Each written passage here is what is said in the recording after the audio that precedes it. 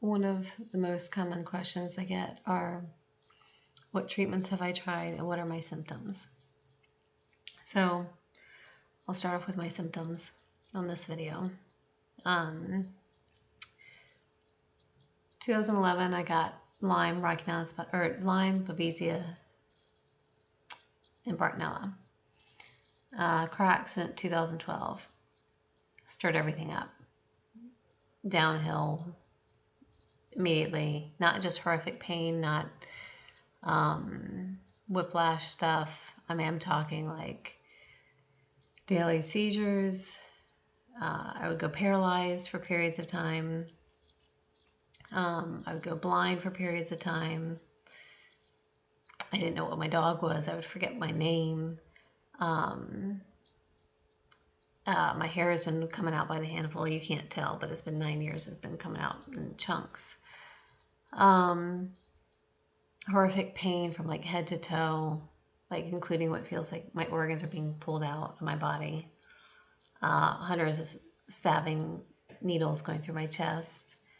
Like burning hot needles going through my chest. A really, really, really long list. Heart issues, weight loss. I mean, the worst has been like the brain stuff, and it's far beyond like I kept calling it brain fog, and because that's what people would talk about, and they were out like happy and doing stuff and able to work, and I'm like, I don't understand how you can work. Like, I thought my brain was so damaged. I thought everyone's symptoms were the same, and they're not at all. They're not at all. So, and there's different severities. So people might have similar symptoms, and one of the most frustrating things to me is the think positive stuff. It's like my brain, there are days I cannot make my brain do anything. I cannot make my brain think the way I want it to. Trust me, if it was that easy, I would do it. And it's not for lack of trying, it's whatever that switch was.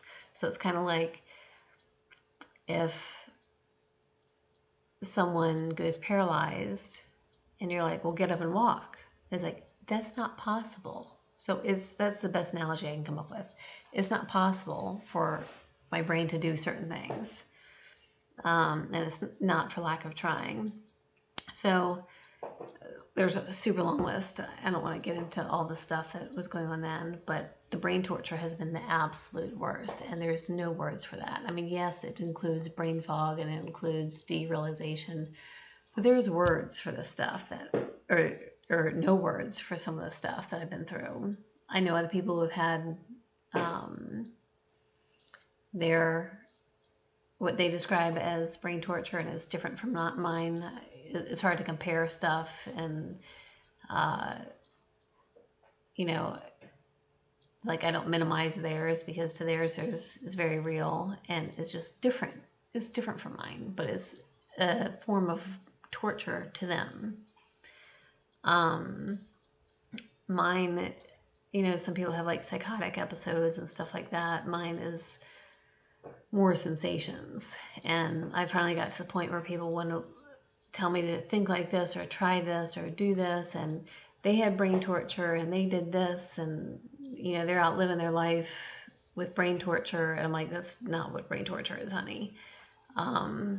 If you're able to do all the stuff that you're doing. And I lose my train of thought. This is why I always need to write stuff down.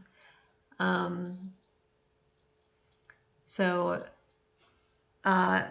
mine, like I said, it's indescribable. I just tell people, light yourself on fire and then come talk to me, because that's what it feels like. It feels like my brain is lit on fire. Again, there's no words for it. No words for it to describe all the stuff that goes on in my brain. So I've tried so hard, and everyone's like, well, what's it like? What do you feel? I don't understand. And it's like, it's so bad and so crazy and so severe. I can't even find words for it. Like, there are no words for it. And I've met other people who have had the same the same. I mean, of course, I'm not in their body, so I don't know. But we talk, and it's like, yeah, it's like this, and kind of like this, but it's not like this, and I can't find the words to explain it, and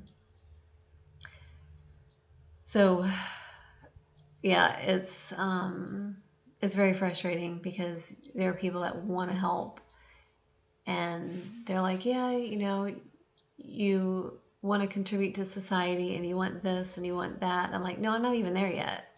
Like, my brain can't even get to that part of thinking like a normal human being because I'm being tortured beyond belief. And I know some of the stuff I say might kind of contradict other things because I go like this now. Like, initially it was just like everything was horrible. I just wanted to die 24/7. I was like, don't let me wake up. Please don't let me wake up. I just want to die in my sleep. And I still have moments like that. And I'm not suicidal. I was for the first 2 or 3 years, like constantly. But I was like dealing with so many issues, I couldn't even figure out how to kill myself. That's another common one that I'll have to touch on at some point. People and suicidal thoughts for various reasons. But yeah, like I said, I get that asked a lot, and I'm tired of typing out like all my symptoms and everything I've lived through and trying to explain it. So I figured I'd just throw that in here. And yeah, it's like I never thought your brain could torture you. I never in a million years thought your brain could torture you. And I never in a million years thought there would be something out there that I couldn't put into words.